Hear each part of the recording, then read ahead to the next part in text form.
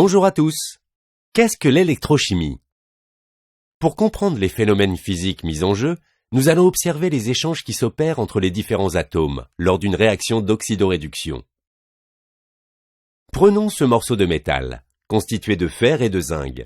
Plongeons-le dans un électrolyte et effectuons des relevés de potentiel sur toute sa surface.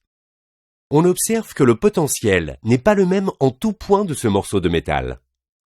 Cette variation de potentiel peut venir du métal en lui-même ou de l'électrolyte. Sa constitution peut différer d'un point à l'autre, où il se peut que certaines régions aient subi un traitement différent, comme une soudure par exemple. L'électrolyte lui aussi peut être différent d'une région à une autre, en étant constitué de matières différentes ou en présentant des concentrations en oxygène dissous variables. Plus la différence de potentiel est importante, plus la quantité d'électrons échangés sera importante. Plaçons-nous au point de potentiel le plus faible, que nous allons appeler A, comme anode, et observons de plus près. L'atome de zinc se corrode en présence de molécules OH-. Il perd 2 électrons, devenant ainsi un cation Zn2+. Le métal subit donc une oxydation, tandis que le milieu subit une réduction. Ce cation va se combiner en plusieurs étapes avec des anions OH-.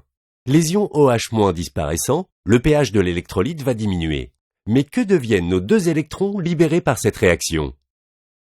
Nos 2 électrons vont circuler dans le métal, vers le point de potentiel le plus élevé, le point C, comme cathode.